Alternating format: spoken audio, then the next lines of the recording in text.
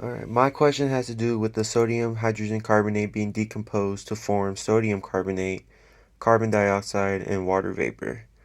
Now, I wrote out the whole equation, which you have to balance out, and I balanced out by having 2 moles of sodium carbonate or hydrogen carbonate. Now, first I figured out how much sodium carbonate is being left over.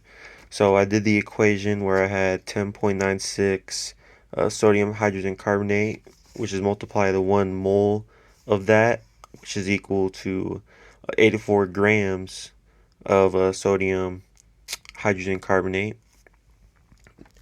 And I multiply that by 1 mole of sodium carbonate, which you have to use 2 moles of sodium hydrogen carbonate. Now, sodium carbonate is 106 grams if it's just 1 mole.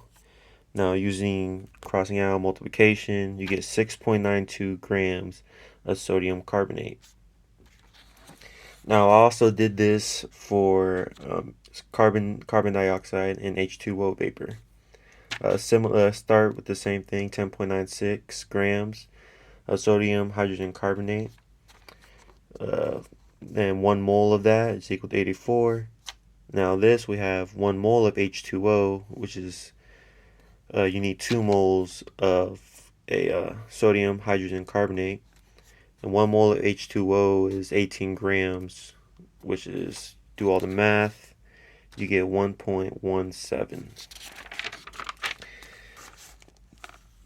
That was for H2O, not for CO2. Same thing, 10.96 grams, which is 1 mole of 84 grams of sodium hydrogen carbonate.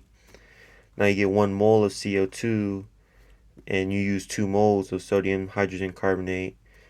Now 1 mole of CO2 is 44 grams. Do all the math, you get 2.87 grams. Now if you add these all together, you get 10.96, which means yes, it does comply with the law of conversion mass. Now finding the partial pressures of CO2 and the water vapor, we use this equation right here. You get the N is how many moles, which is 1 mole for H2O.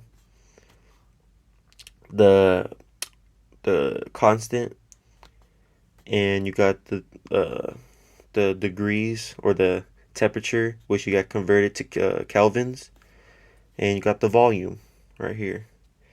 Add, multiply, use your math, you get 2.80. Now for H2O and CO2, they all have 1 mole, so they both are going to equal 2.8 the pressure ATM partial. And if you add them all together, you will get 5.6 in total pressure.